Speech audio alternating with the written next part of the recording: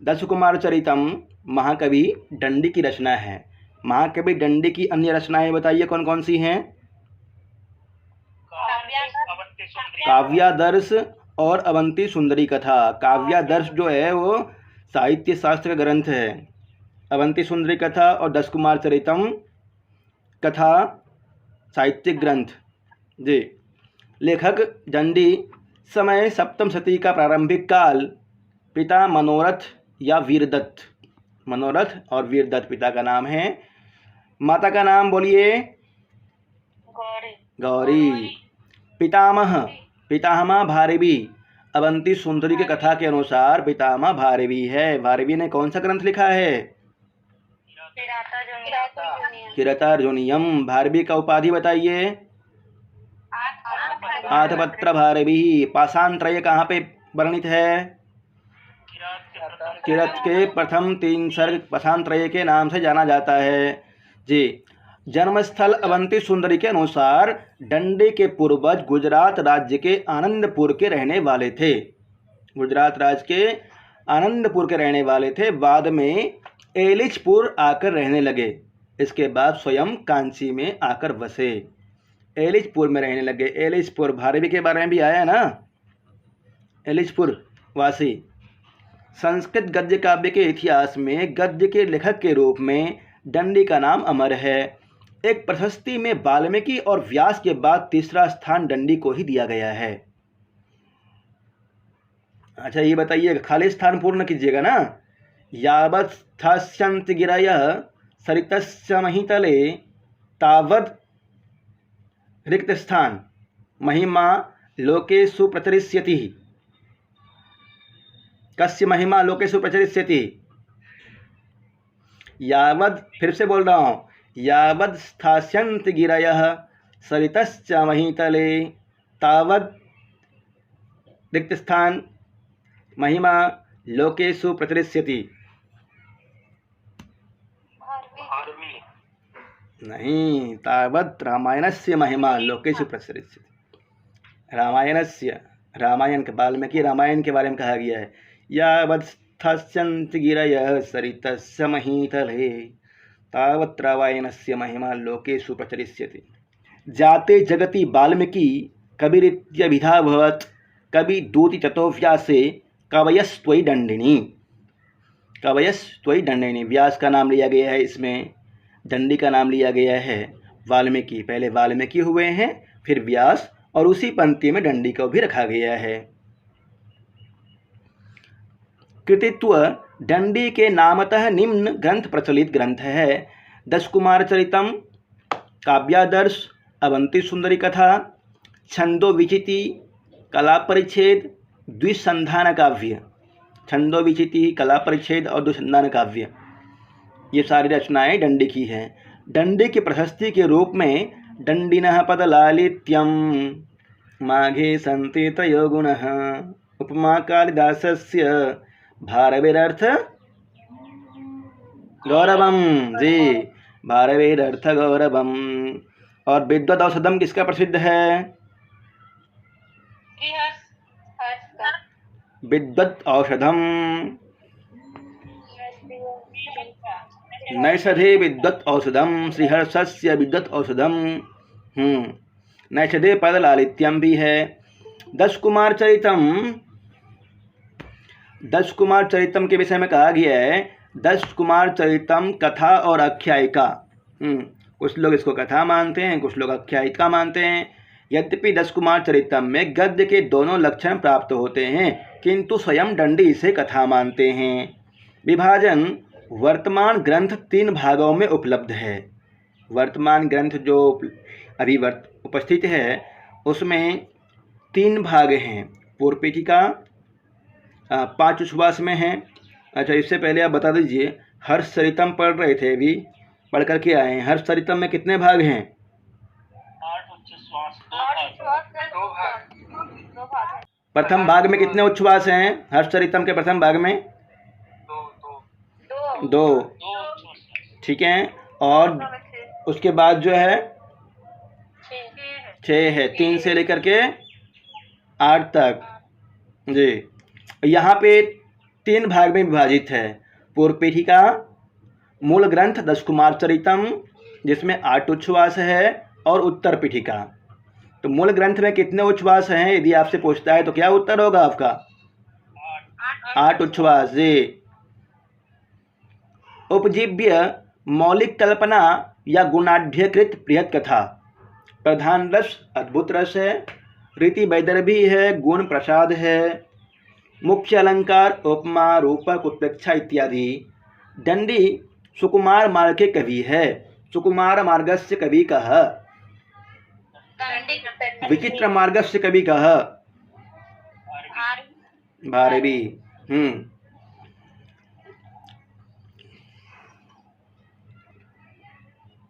दंडी के बारे में कहा गया है, कबीरदंडी कबीरदंडी कबीरदंडी न संशयः।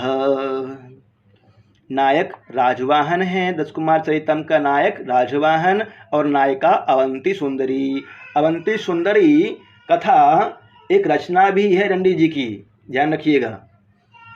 प्रतिनायक मानुसार, मानुसार प्रतिनायक है। एक बार प्रश्न आया था इस तरह से, यूजीसी नेट में आया था, 10 कुमार चरितस्य प्रतिनायकः कः? मानसारः। और ऐसे क्वेश्चन पूछ लेता है सामान्य अध्ययन में, ध्यान रखना है आपको। नायक पूछ सकता है, नायिका पूछ सकता है। 10 कुमार चरितम में उच्छ्वास पूछेगा तो कितना बताएंगे?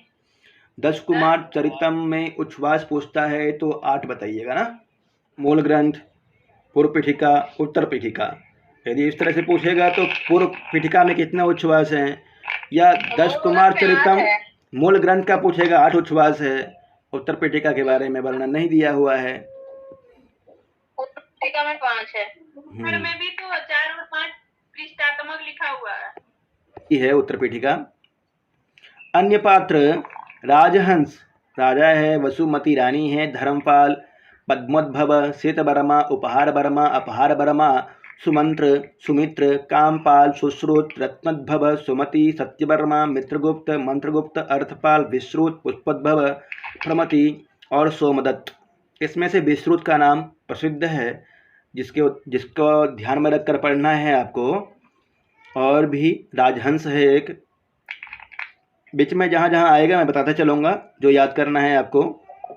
प्रमुख टीकाएँ: भूषण टीका शिवराम पंडित, पदचंद्रिका कविचंद्राचार्य, लघु दीपिका भानुचंद्र। ये टीकाएँ केवल मध्य भाग की हैं, पूर्व पीठिका और उत्तर पीठिका की नहीं है। मध्य भाग के सप्तम उच्छ्वास में औष्ठ्य वर्ण का बिल्कुल प्रयोग नहीं हुआ है। ये क्वेश्चन पूछ लेता है कि औष्ठ्य वर्णस्य प्रयोगः कस्मिन् शास्त्रे कस्मिन् ग्रंथस्य कस्मिंश्चित् भागे न संजातः। 10 कुमार चरितस्य मध्य भाग के सप्तम उच्छ्वास में औष्ठ्य वर्णस्य प्रयोगः न होवत्। 10 कुमारों का विवरण। किसको कहेंगे सर? मध्य भाग 10 कुमार चरितम का मूल पाठ, मूल ग्रंथ। और सप्तम उच्छ्वास मूल ग्रंथ का सप्तम उच्छ्वास ना, 8 उच्छ्वास है ना मूल ग्रंथ में, उसमें से जो सप्तम उच्छ्वास है उसमें औष्ठ्य वर्ण का प्रयोग नहीं हुआ है। किसी कारण से ओठ कट जाता है युद्ध में, तो कवि है भाई, वास्तविक कवि तो वही हैं जो ओठ कट गया तो औष्ठ्य वर्ण का प्रयोग नहीं कर रहा है वहाँ, और काफ़ी लंबा चलता है, कई पेजों तक चलता है वहाँ। वो उससे बुलवाया भी है, बहुत सारे वर्ण बुलवाया है, बहुत सारे वाक्य बुलवाया है, परंतु औष्ठ्य वर्ण का प्रयोग नहीं किया है। फ, फ, व, भ, म, उ और उ, इसका उल्लेख ही नहीं है। कितने विद्वान होंगे, समझ सकते हैं। राजहंस और प्रहार ब्रह्मा। राजवाहन, अपहार वर्मा, उपहार वर्मा। धर्मपाल से सुमंत्र, सुमित्र, कामपाल, मित्रगुप्त, मंत्रगुप्त, अर्थपाल, पद्मोद्भव, श्वेतवर्मा, सुश्रुत, रत्नोद्भव, सुमति, सत्यवर्मा, विश्रुत, पुष्पोद्भव, प्रमति, सोमदत्त। ये 10 कुमार का नाम दिया हुआ है क्रम से, इनका ध्यान में रखिएगा। पूछ सकता है कि 10 कुमार बता रहा हूँ।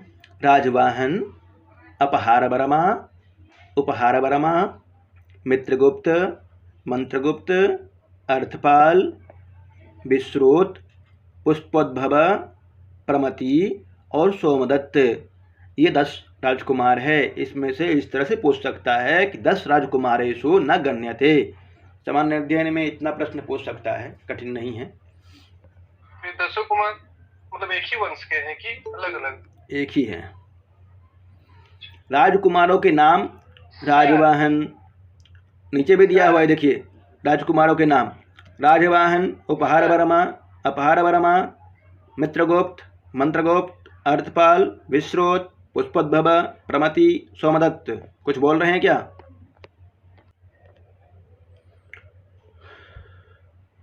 उच्छ्वास का विवरण है। पूर्व पीठिका में 5 उच्छ्वास है। प्रथम में पुष्पपूरी, राजहंस, वसुमती आदि का वर्णन किया गया है। द्वितीय उच्छ्वास में कुमारों का दिग्विजय यात्रा, द्वितीय उच्छ्वास में कुमारों की दिग्विजय यात्रा के बारे में वर्णन है, ये वाला ध्यान दीजिएगा। पूर्व पीठिका के द्वितीय उच्छ्वास में कुमारों के दिग्विजय का वर्णन किया गया है। तृतीय उच्छ्वास सोमदत्त का चारित्रिक वर्णन। चतुर्थ पुष्पोद्भव का चारित्रिक वर्णन। पंचम में राजवाहन का चारित्रिक वर्णन। प्रारंभ और अवंती सुंदरी से विवाह। मूल ग्रंथ 10 कुमार चरितम 8 उच्छ्वास में है। उच्छ्वास और नाम दिया हुआ है। प्रथम उच्छ्वास राजवाहन चरित, द्वितीय उच्छ्वास अपहार वर्मा चरित, तृतीय उच्छ्वास उपहार वर्मा चरित, चतुर्थ उच्छ्वास अर्थपाल चरित, पंचम उच्छ्वास में प्रमति चरित, षष्ठ उच्छ्वास मित्रगुप्त चरित और सप्तम उच्छ्वास मंत्रगुप्त चरित, अष्टम उच्छ्वास विश्रुत चरित। ध्यान दीजिएगा, विशेष करके अष्टम उच्छ्वास विश्रुत चरित दिया हुआ है। प्रथम उच्छ्वास में राजवाहन चरित है। इन पे विशेष ध्यान देना है आपको। ये दोनों तो याद होना ही चाहिए, और यदि सब याद कर लेते हैं तो अच्छी बात है। कौन कौन बोलो सर? अष्टम उच्छ्वास विश्रुत चरितम और प्रथम उच्छ्वास मूल ग्रंथ का राजवाहन चरितम। ये दोनों ध्यान रखिएगा। अन्य यदि याद कर लेते हैं तो अच्छी बात है, कहानी के बारे में मालूम चल जाएगा आपको। सिर्फ उच्छ्वासों को याद करके ही कहानी के बारे में मालूम कर सकते हैं कि इस उच्छ्वास में क्या वर्णन है। अपहार चरित वर्णन है, तृतीय में उपहार चरित वर्णन है, चतुर्थ में अर्थपाल चरित वर्णन है, पंचम में प्रमति चरित है, षष्ठ में मित्रगुप्त चरित है और सप्तम में मंत्रगुप्त चरित है। और पूछने की संभावना जो अधिक से सबसे अधिक है वो है विश्रुत चरितम का, और राजवाहन के बारे में वर्णन पूछ सकता है। उत्तर पीठिका 4-5 पृष्ठात्मक है। उत्तर भाग में विश्रुत चरित की समाप्ति और ग्रंथ की समाप्ति होती है। 10 कुमार चरितम की कथा वस्तु का सारांश।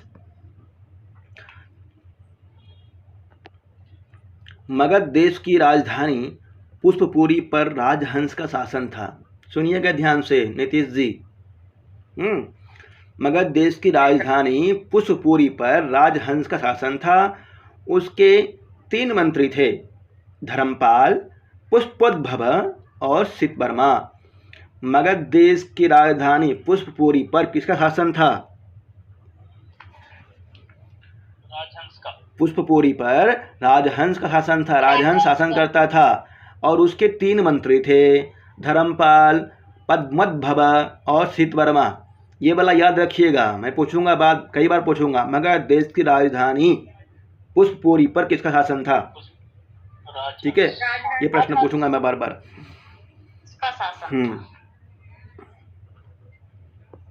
इनमें कामपाल यायावर अर्थात आवारा था, घूमने वाले को बोलते हैं यायावर। कल प्रश्न पूछे थे, रमनजीत जी जुड़े थे तो। यायावरा कौन है? यायावरा किसके लिए कहा गया है? जो घुमक्कड़ है, घूमने वाला। किसके लिए आया? किसी को उपाधि भी है? राजशेखर के लिए भी है। जी जी जी, राजशेखर के लिए भी आता है यायावरा। अतः घर छोड़कर चला गया। पद्मोद्भव के 2 पुत्र हुए, सुश्रुत और रत्नोद्भव। पद्मोद्भव कौन है बताइए? उसके मंत्री है ना सर? हाँ, ध्यान रखना है, यही सब ध्यान रखते हुए पढ़िए ना। पद्मोद्भव राजहंस का मंत्री है। राजहंस कौन है? राजहंस हाँ, पुष्पपुरी पर शासन करने वाला राजा है जी, बिल्कुल सही। सुश्रुत और रत्नोद्भव और सितवर्मा के भी 2 पुत्र ही सुमति और सत्यवर्मा हुए। सत्यवर्मा संसार की असारता से खिन्न होकर तीर्थ यात्रा पर निकल गया। राजहंस सर्वथा सुखी होने पर भी संतानहीनता के कारण बहुत चिंतित थे। राजहंस चिंतित थे, परंतु उनके मंत्रियों के पुत्र हो गए हैं, ध्यान रखिएगा। मालव नरेश मानसार ने मगध पर आक्रमण किया। मानसार कौन है, बोलिए? मालव नरेश है। नहीं, हाँ मालव नरेश तो है, परंतु इस नाटक में इस काव्य का प्रतिनायक है जी। मालव नरेश मानसार ने मगध पर आक्रमण किया। मगध का राजा कौन है? राजहंस है। तो मालव नरेश मानसार ने मगध पर आक्रमण किया, अर्थात राजहंस पर आक्रमण कर दिया, जहां पर बंदी बना लिया गया, उनको बंदी बना लिया गया। राजहंस ने मानसार का राज्य उसे लौटा दिया। मानसार अपनी पराजय स्वीकार न कर सका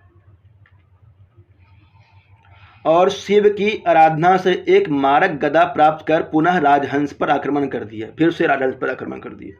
मानसार से पराजित होकर राजहंस मंत्रियों तथा रानियों सहित वन चले गए।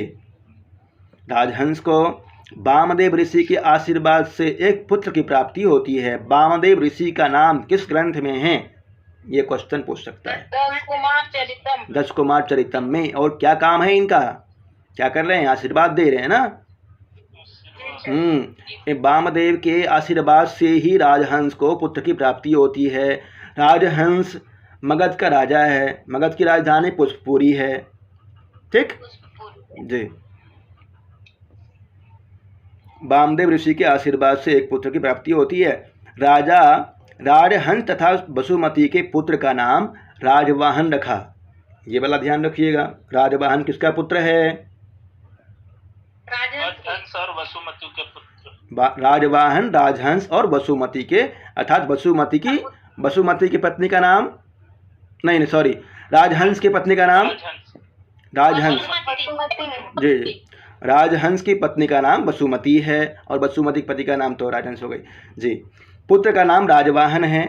लगभग इसी समय चारों मंत्रियों के भी एक एक पुत्र हुए।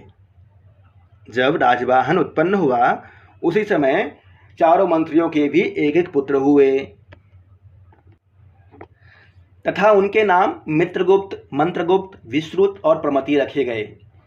तभी कामपाल के पुत्र अर्थपाल, रत्नोद्भव के पुत्र पुष्पोद्भव और सत्यवर्मा के पुत्र सोमदत्त भी वापस राजा के पास वन पहुंच गए। इसी समय राजहंस को ज्ञात हुआ कि उनका मित्र मिथिला नरेश प्रहारवर्मा सवर सेनाओं द्वारा मारा गया। प्रहारवर्मा कस्य मित्रः? कस्य मित्रम? राजहंसस्य मित्रम। राजहंस कहाँ का राजा है? मगध की राजधानी कहाँ है? राजहंस की प्रेमिका पत्नी का नाम बताइए। राजहंस की बेटी नहीं, राजहंस के बेटा, सॉरी बेटी नहीं, राजहंस के बेटा राजवाहन जी जी जी। प्रहार वर्मा के दो पुत्र हैं, उपहार वर्मा और अपहार वर्मा। ये भी याद कर लीजिएगा। प्रहार वर्मा के दो पुत्र याद हो जाएगा। प्रहार वर्मा ये दो पुत्र हैं। कौन कौन हैं? उपहार वर्मा और अपहार वर्मा। उपहार करता है और एक अपहार करता है। प्रहार करने वाला, प्रहार करने से बना उपहार और अपहार। प्रहार का दो पुत्र है, याद कीजिएगा इसको। इनका भी पालन पोषण राजा राजहंस ने किया था। ये 10 कुमार बड़े होकर दिग्विजय के लिए निकले और अपने अभियान के समय एक दूसरे से अलग हो गए। क्रमशः वे इस कथा के नायक राजवाहन से मिलते गए और अपनी अद्भुत कथाएं सुनाते गए। सभी नायक अन्य जितने भी थे राजकुमार किससे मिलते हैं आकर के? राजवाहन से। अब राजवाहन कौन है बता दीजिए? नायक है, राजहंस और वसुमती का पुत्र है। कहाँ का राजा है राजवाहन? अब राजकुमार मतलब वसु मगध की राजधानी पुष्यमित्र। जी जी, मगध की राजधानी। ठीक है, याद आप लोगों को समझ में आ रहा है। मंगलाचरण ब्रह्मांड छत्रदंड शतधृति भवमंभुः रुहो नालदंडः क्षोणो नौकूपदंड क्षरद मर शरित पट्टिका केतुदंडः। भगवान त्रिविक्रम अर्थात वामन का वह चरण दंड जो ब्रह्मांड रूपी छाते के दंड के समान है, ब्रह्मा की उत्पत्ति स्थान कमल के नाल दंड के समान है, पृथ्वी रूपी नौका के कुपदंड के समान है, आकाश गंगा रूपी पताका के ध्वज दंड के समान है, ग्रह नक्षत्र मंडल रूपी रथ चक्रों की धूरी के समान है, तीनों लोगों के जीतने के चिन्ह स्वरूप स्तंभ खुट के समान है, अथवा जो राक्षसों के लिए यम दंड स्वरूप हैं, आपका कल्याण करे। कल्याण करने की बात हो रही है। किस तरह का मंगलाचरण है? आशीर्वादात्मक मंगलाचरण का प्रयोग किया गया है 10 कुमार चरितम में। 10 कुमार चरितम का नायक बोलिए। नायिका जी, और पटिनायक मानसार। मानसार कहाँ का राजा है? मालव नरेश है जी, बिल्कुल सही। और राजहंस कहाँ का राजा था? मगध का। याद हो गया होगा अब। मंगलाचरण में भगवान विष्णु की आराधना हुई है। भगवान विष्णु के द्वारा वामन अवतार में 3 पग पृथ्वी की याचना का वर्णन है। यह आशीर्वादात्मक मंगलाचरण है। अंत में भगवान ने प्रसन्न होकर बलि को सुतल लोक में सानंद निवास करने का स्थान दिया था। अतल वितल सुतल धरातल तलातल महातल पताल। पूर्व पीठिका 5 उच्छ्वासों में विभक्त है। पूर्व पीठिका में कितने उच्छ्वास हैं? 5। और मूल ग्रंथ में कितने उच्छ्वास है? 8। 10 कुमार चरितम कितने भागों में विभाजित है? 3 भागों में। 3 भागों में विभाजित है जी। मांगलिक पद के बाद राजहंस का सामान्य परिचय है। राजहंस मगध की राजधानी पुष्पपुरी में निवास करते थे।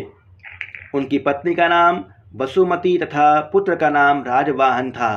द्वितीय उच्छ्वास ऋषि वामदेव की इच्छा से राजहंस अपने पुत्र राजवाहन को उसके मित्रों के साथ दिग्विजय के लिए भेजते हैं। विंध्याटवी में पहुंचकर राजवाहन अपने मित्रों का साथ छोड़कर किसी मातंग की सहायता के लिए चले गए। विंध्याटवी का वर्णन एक तो 10 कुमार चरितम में मिला है, हर्ष चरितम में है, और एक ग्रंथ का नाम बोलिए। कादम्बरी जी। कालिंदी द्वारा एक मणि उपहार स्वरूप प्राप्त करके राजवाहन लगता है पाताल से पृथ्वी पर आए तथा बहुत ढूंढने पर उनकी मुलाकात सर्वप्रथम सोमदत्त से होता है। सोमदत्त कौन है? राजवाहन की मुलाकात सबसे पहले किससे होती है? सोमदत्त से। तृतीय उच्छ्वास इसमें सोमदत्त अपना वृत्तांत राजवाहन से बताता है कि राजा वीरकेतु की पुत्री वामलोचना थी। राजा वीरकेतु की पुत्री वामलोचना, वीरकेतु पुत्री वामलोचना जो अत्यंत सुंदर थी, उसकी सुंदरता पर मुग्ध होकर लाट देश के राजा मत्तपाल ने वीरकेतु पर आक्रमण करके वामलोचना को प्राप्त कर लेता है।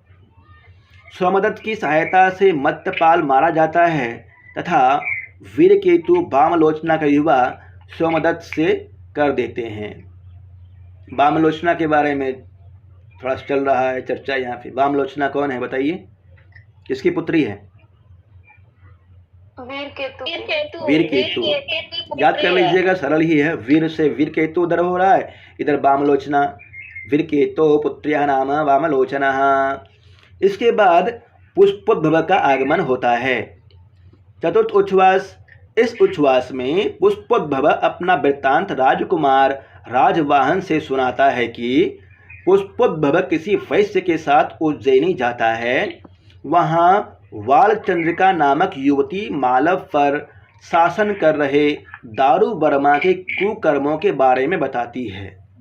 बालचंद्रिका के साथ मिलकर पुष्पोद्भव दारू वर्मा को मार देता है तथा किसी सिद्ध के आदेश से वालचंद्रिका और पुष्पोद्भव का विवाह होता है। यह सुनकर राजवाहन प्रसन्न होता है और पुष्पोद्भव के साथ अवंतीपुरी चला जाता है। पंचम उच्छ्वास। वहाँ राजवाहन मालव देश की कन्या अवंती सुंदरी को देखता है। राजवाहन अवंती सुंदरी को अपने पूर्व जन्म की पत्नी यज्ञवती बताता है। राजवाहन, ध्यान रखिएगा यहाँ पे, ये वाला पंचम उच्छ्वास में राजवाहन मालव देश की कन्या अवंती सुंदरी को देखता है। ये मालव देश का राजा कौन है बताइए पहले? मानसार। तो मालव देश की कन्या कौन हुई? मानसार की कन्या अवंती सुंदरी को देखता है। राजवाहन अवंती सुंदरी को अपने पूर्व जन्म की पत्नी यज्ञवती बताता है। पूर्व जन्म की पत्नी यज्ञवती है जो अभी अवंती सुंदरी जी। अवंती सुंदरी भी पूर्व जन्म की बात याद करके राजवाहन को अपने पूर्व जन्म के पति शाम्ब रूप में पहचानती है। अवंती सुंदरी तो हो गई यज्ञवती पूर्व जन्म में, और राजवाहन शाम जी। इंद्रजाल विद्येश्वर के सहयोग से दोनों का विवाह हो जाता है। विद्येश्वर के सहयोग से दोनों का विवाह होता है। विद्येश्वर का नाम आया हुआ है, ध्यान रखिएगा। पूर्व पीठिका यहाँ पर समाप्त हो जाती है। मूल ग्रंथ दशकुमार चरितम में देखिए क्या है। मूल ग्रंथ दशकुमार चरितम, इसमें 8 उच्छ्वास है। पूर्व पीठिका में कितने उच्छ्वास? 5 उच्छ्वास जी। प्रथम उच्छ्वास में, मूल ग्रंथ के प्रथम उच्छ्वास में देखिए क्या है। इसमें राजवाहन अवंती सुंदरी को 14 भुवनों का वृत्तांत सुनाता है। 14 भुवन, 7 अधः और 7 ऊपर, अतल वितल सुतल सातल तलातल महातल पताल इत्यादि हैं, और भी भवन का नाम, मतलब 14 भुवन होते हैं। मार्कंडेय ऋषि द्वारा भुवन कितने होते हैं याद रखिए, 14 भुवन, 7 अधः और 7 ऊपरी। मार्कंडेय ऋषि द्वारा दिए गए सूरत मंजरी के शाप का भी वर्णन है। मार्कंडेय ऋषि ने सूरत मंजरी को शाप दिया था। इसका वर्णन दशकुमार चरितम के मूल ग्रंथ में प्रथम उच्छ्वास में मिलता है। अपहार वर्मा द्वारा चंड वर्मा की मृत्यु होती है, अपहार वर्मा के द्वारा। द्वितीय उच्छ्वास, इसमें अपहार वर्मा का वृत्तांत वर्णित है। अंग देश के चंपा शहर में निवास कर रहे मरीचि नामक ऋषि एक काममंजरी नामक वेश्या पर आसक्त हो जाते हैं। तपस्या को छोड़कर ऋषि गृहस्थ बन जाते हैं। तत्पश्चात वैराग्य धारण कर लेते हैं। काममंजरी नामक वेश्या पर आसक्त होते हैं। कौन? मरीचि। मरीचि नामक ऋषि, मरीचि नामक ऋषि काममंजरी नामक वेश्या पर आसक्त हो जाते हैं। Mute please. अपहार वर्मा की मित्रता धनमित्र से होती है। काममंजरी की छोटी बहन रागमंजरी से अपहार वर्मा का विवाह हो जाता है। तृतीय उच्छ्वास, इस उच्छ्वास में उपहार वर्मा का वृत्तांत वर्णित है। वह मिथिला जाता है जहाँ के राजा प्रहार वर्मा थे। उपहार वर्मा पुष्करिका के सहयोग से विकट वर्मा को मार देता है।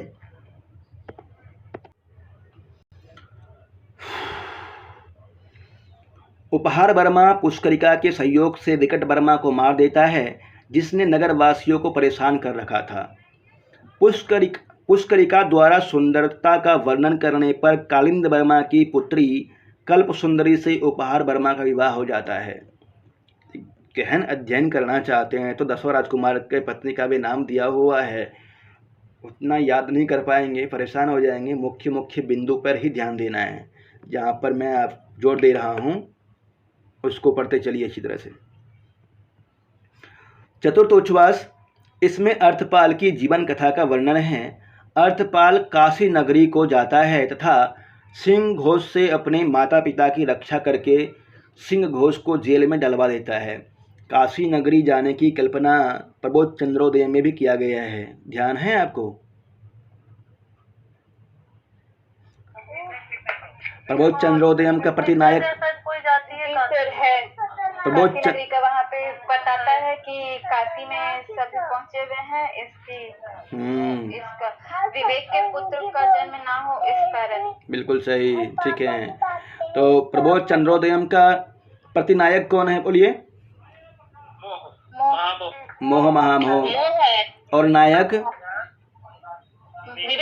विवेक। हाँ ठीक, यहाँ पे आते हैं अब 10 कुमार चरितम में। चतुर्थ उच्छ्वास, इसमें अर्थपाल की जीवन कथा का वर्णन है। अर्थपाल काशी नगरी को जाता है तथा सिंह घोष से अपने माता पिता की रक्षा करके सिंह घोष को जेल में डलवा देता है। पूर्णभद्र के सहयोग से चंड घोष की पुत्री मणिकर्णिका से अर्थपाल का विवाह हो जाता है। चंड घोष सिंह घोष का जीजा है।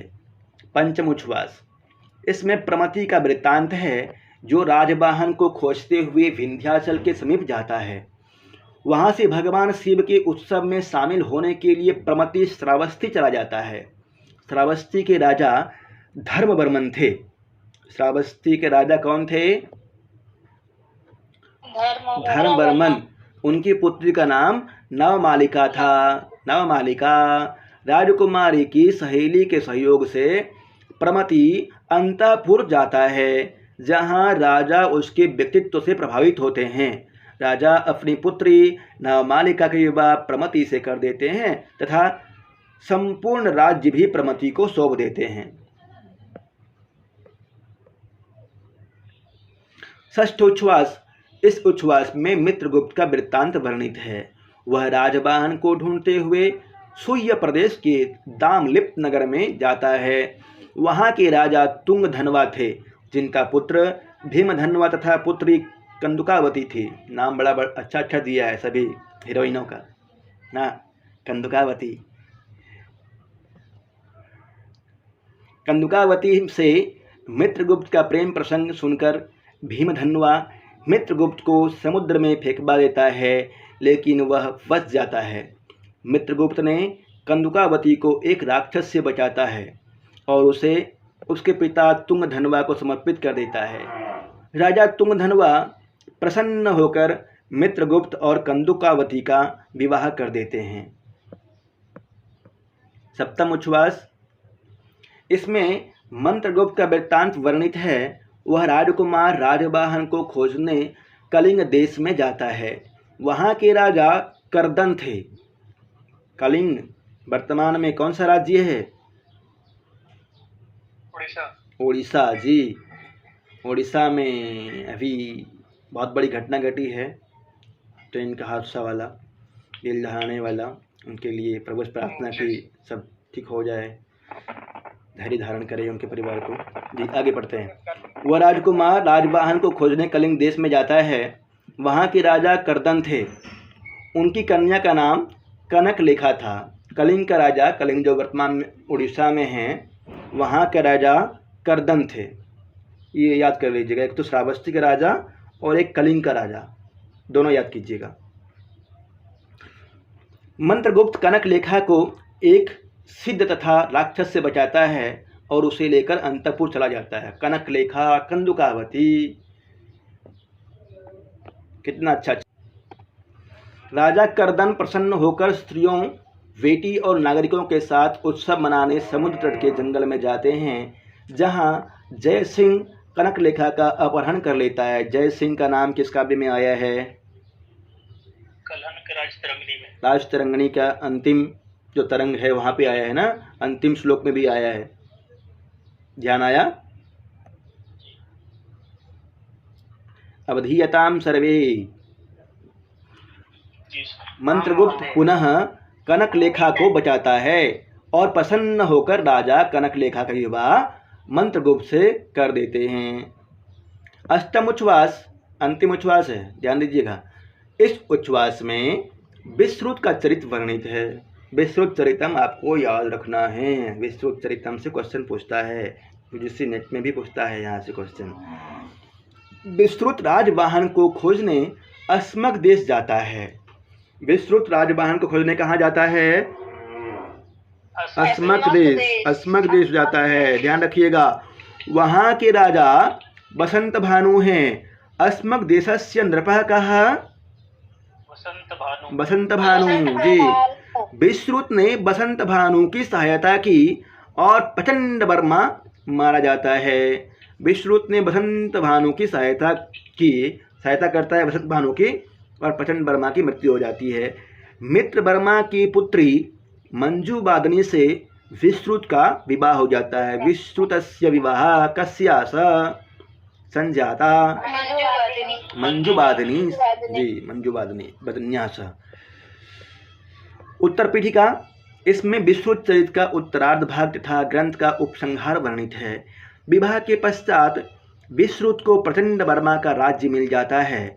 अपनी पत्नी मंजू बादनी को वहीं छोड़कर विश्रुत राजवाहन की खोज में निकलता है, जहां अंग नरेश सिंह वर्मा के आमंत्रण पर जाते समय राजवाहन से मुलाकात होती है। अंग देश का राजा कौन है? सिंह वर्मा ना।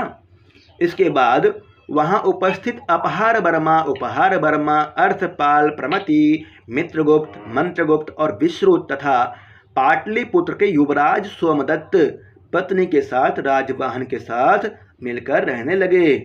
तत्पश्चात राजा राजहंस, एक बार और बता दीजिए, राजहंस कहाँ का राजा है? राजहंस मगध का राजा। मगध का राजा। इनकी पत्नी का नाम क्या है? इनके पुत्र का नाम क्या है? राजवाहन जी। और राजवाहन की पत्नी का नाम? वसुमती। राजवाहन अवंती सुंदरी। अवंती सुंदरी। और राजवाहन का पूर्व जन्म में क्या नाम था? अवंती सुंदरी का पूर्व जन्म में क्या नाम था?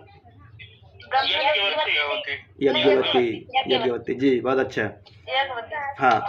तत्पश्चात राजा राजहंस के आज्ञा पत्र को लिए हुए पुष्पपुर के राज कर्मचारियों का आगमन होता है।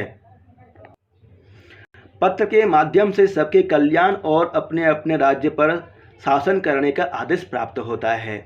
राजा स्वयं वानप्रस्थ आश्रम में जाने की इच्छा व्यक्त करते हैं। इस प्रकार राजवाहन आदि सभी राजकुमार राजहंस की आज्ञा से समस्त पृथ्वी मंडल का न्यायपूर्वक पालन करने लगे। अब बोलिए, अवंती सुंदरी कहाँ की राजकुमारी है? मालव की। और राजवाहन कहाँ के राजकुमार? राजवाहन जो कि नायक है 10 कुमार चरितम का, कहाँ का नायक है? कहाँ का है वो? मगध का। अवंती सुंदरी किसकी पुत्री है? मानसार की पुत्री। जी जी। भी सुक्ति पूछने की संभावना नहीं है यहाँ से, फिर भी 1-2 देख लेते हैं। दुष्कर साधनम प्रज्ञा, इस पे निशान लगा लीजिएगा। दुष्कर साधनम प्रज्ञा। और इससे पहले 5वां सूक्ति है गृहिणः प्रियहिताय दारगुणः। मित्रगुप्त कहता है कि पत्नी के गुण गृहस्थ के प्रिय और हित के लिए होते हैं। और दुष्कर साधनम प्रज्ञा इति, मित्रगुप्त कहता है कि जो कार्य करना कठिन है उसके करने का उपाय बुद्धि है। जो कठिन कार्य है उसको भी बुद्धि के द्वारा कर सकते हैं। न चान्यद अस्ति पापिष्ठम तत्र दौर्बल्यात्। विश्रुत कहता है कि दुर्बलता से बढ़कर परम पापी दूसरी वस्तु नहीं है। अर्थमूला ही दंड विष्टिप्त कर्मारंभ। 3 सूक्ति देख लीजिएगा, 5वां, 6वां और 9वां। आगे दैव्या शक्ति पुरो न बलवती मानवी शक्ति।